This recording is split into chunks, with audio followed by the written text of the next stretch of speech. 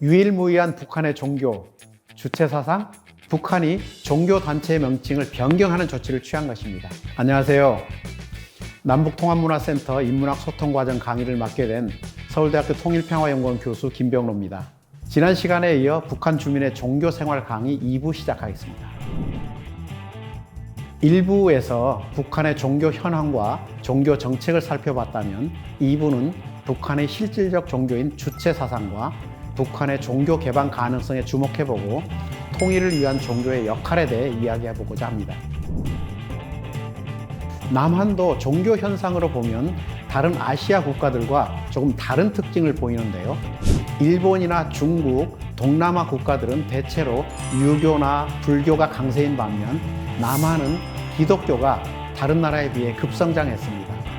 그 이유는 전쟁의 영향으로 두려움과 불안에 휩싸이는 사람들에게 안전을 추구하려는 심리가 종교에 관심을 갖게 한 것도 있고요. 해방 후에 미국이 통치 아래 놓여 있어서 미국의 문화적 영향을 많이 받았기 때문이라고 볼 수도 있습니다. 남한에서 기독교가 남달리 급성장한 것과 마찬가지로 북한에서도 주체 사상이 종교로서 확산된 현상이 특이합니다. 북한 사회주의 체제에서 기성 종교는 억압됐지만 주체 사상이 새로운 종교로 자리 잡으면서 주민들의 생각과 가치관을 지배하고 있음을 볼 수 있는 것이죠. 주체 사상이 갖는 종교적 특성은 여러 곳에서 발견됩니다. 김일성이 태어난 해인 1912년을 원년으로 하는 주체 연호를 사용한다든가 김일성의 생일인 4월 15일을 태양절로 지정하여 기념하고 있습니다. 그리고 가는 곳마다 김일성 동지는 영원히 우리와 함께 계신다는 구호와 함께 영생탑이 건설되어 있습니다. 이러한 현상은 종교 국가의 단면을 보여주며 김일성이 이미 신적 숭배의 대상이 되었음을 말해주는 것입니다.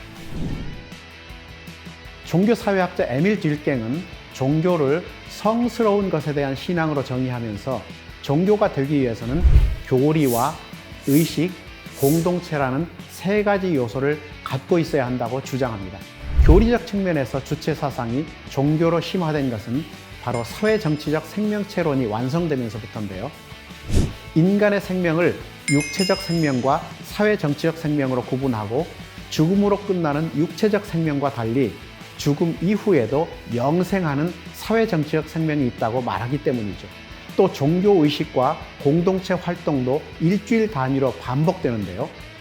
불교의 사찰이나 기독교의 교회 혹은 성당과 같은 기능을 하는 김일성 김정일주의 연구실이 전국적으로 10만 곳 이상이 건설되어 있고 그 안에서 여러 모임과 학습 등 종교의식을 거행합니다. 주간 생활총화와 수요 강연회, 자아 비판과 호상 비판과 같은 성찰적 활동, 교시와 말씀 인용, 그리고 은혜와 사랑, 구원, 영생과 같은 종교 언어를 빈번하게 사용하는 현상들은 주체 사상이 종교적 특성을 갖고 있음을 보여줍니다. 탈북민들은 북한 사회를 떠나본 후에야 비로소 북한 사회가 강한 종교성을 지니고 있음을 깨닫게 되는데요. 탈북민들은 김일성이라는 이름을 위대한 수령이라는 수식 없이 사용하는데 많은 부담을 느낍니다. 그 중에는 내 가슴 속에 있는 김일성은 영원히 사라지지 않을 것이다. 나는 죽을 때까지 김일성으로부터 완전히 자유로워지지 못할 것이다 라고 말하는 사람도 있습니다. 주민들의 의식 속에 이 주체 사상은 상당한 가치관으로 내면화되어 있음을 알 수 있는데요. 서울대학교 통일평화연구원이 조사한 2011년부터 2020년까지의 최근 10년 조사를 종합해보면 전체 주민의 약 60%가 주체 사상에 대해 자부심을 갖고 있고 그 중에서 매우 큰 자부심을 가지고 있다는 사람이 36%라는 것은 주체 사상의 내면화 수준이 꽤 높다고 볼 수 있습니다. 북한의 종교 조직은 조국전선이라고 하는 조국통일민주주의 전선이 관할하는 하부 조직으로 되어 있고요. 2국은 천도교, 3국은 불교, 4국은 개신교, 5국은 천주교 등으로 되어 있습니다. 조국전선은 공식적으로는 민간 조직이지만 조선노동당 통일전선부의 통제를 받고 있다는 점에서 북한의 종교 조직은 실질적인 당국의 통제 하에 있는 조직 활동인 것입니다. 1995년 북한의 식량난을 계기로 종교계의 대북 지원 활동에 참여가 본격화되면서 인도주의 지원이 남북 간 종교 교류에 동력을 제공했습니다. 남한의 대북 지원 NGO 가운데 종교적 성격을 띠고 있는 단체가 3분의 1 이상이고요. 종교계가 담당하고 있는 대북 지원액도 민간 단체 전체의 절반에 가까운 것으로 평가되고 있습니다. 한편 북한은 국제사회와의 종교 교류를 적극 추진함으로써 종교를 대외 관계 개선의 수단으로 활용했는데요. 특히 미국과의 관계 개선에 기독교를 적극 활용했습니다. 과거 종교인을 동원하여 식량 지원을 확보한다든가 민족 감정을 고취하는 등의 통일 전선 구축을 적극 시도한 적도 있죠. 북한 정보당국은 비공식 사적 종교 활동을 정보 획득과 외화벌이 차원에서 묵인 관리하고 있는 것으로 보입니다. 김일성은 1980년대에 해외 종교인들의 요구를 받아들여 제한적으로 종교를 허용하는 조치를 취한 적이 있습니다. 그 이유는 종교가 갖는 민족성과 애국적 성격 때문이었습니다. 3.1운동이나 독립운동에 기여한 종교의 역할을 높이 평가하여 허용한 것이죠. 그런데 김일성 사망 이후 김정일 시대 들어 이러한 종교의 흐름을 뒤엎는 상황이 발생했습니다. 1999년 북한이 종교단체의 명칭을 변경하는 조치를 취한 것입니다. 기독교에 대해서는 그리스도교로, 천주교를 카톨릭으로 명칭을 바꾸면서 기독교와 천주교가 민족 종교가 아니라 외래 종교임을 명확히 함으로써 민족주의적 관점에서 종교를 전파하려는 시도를 차단하려는 조치를 취했던 것입니다. 민족주의 관점에서 종교가 북한 안에 확산되는 것을 막기 위한 북한의 반격이었던 셈이죠. 김정은 집권 이후 북한은 국제적 소통과 교류를 적극 추진하고 있습니다.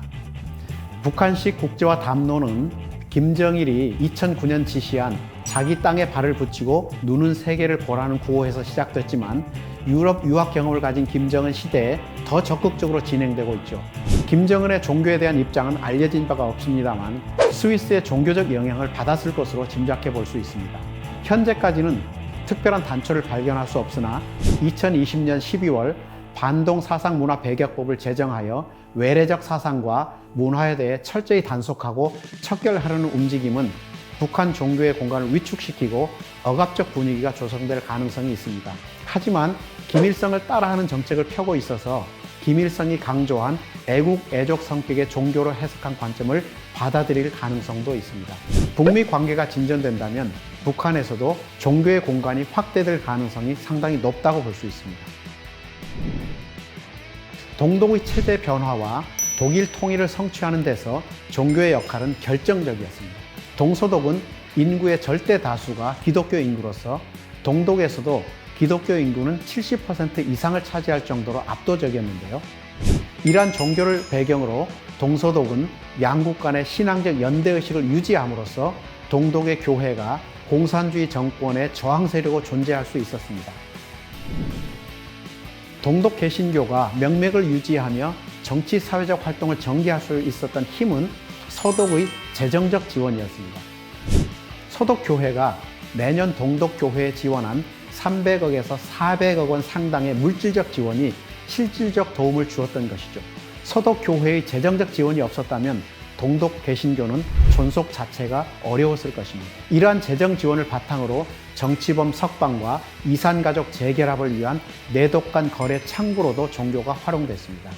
서독교회의 경제적 지원을 받은 동독 개신교는 서독교회와의 연대를 바탕으로 라이프치히 교회의 월요 기도회 등 동독 공산주의 정권에 대항하는 동독 민주화 운동을 주도함으로써 동독 정권 붕괴를 이끌어냈습니다.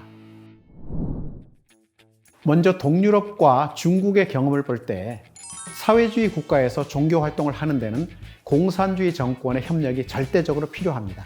따라서 북한에서도 사회주의 체제와 공존할 수 있는 종교 개념을 적극 발전시킴으로써 북한 내 종교 활동의 기반을 확대할 필요가 있습니다. 러시아와 동유럽, 중국 등 사회주의 국가에서 종교가 생존을 위해 만들어낸 사회주의 속의 종교라는 개념을 적극 활용해 볼 필요가 있다고 생각합니다.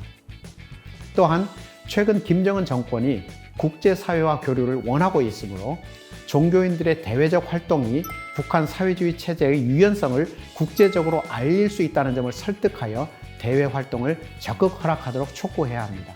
북한이 민족주의 이념을 우선시하고 있기 때문에 북한 사회 내의 수용력을 높이기 위한 종교의 민족성 내지 애국적 측면을 강화할 필요가 있습니다.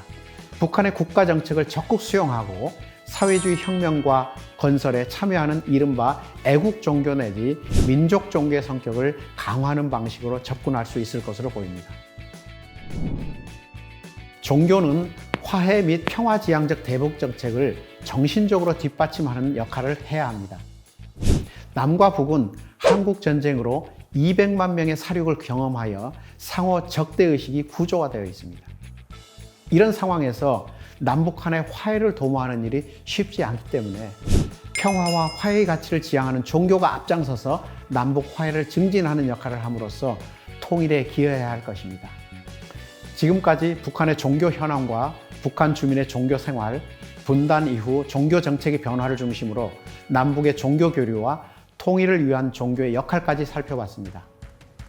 동서독 통일에 종교가 큰 역할을 했던 것처럼 평화와 화해의 가치를 지향하는 종교가 한반도 평화를 이끄는 데 기여했으면 합니다.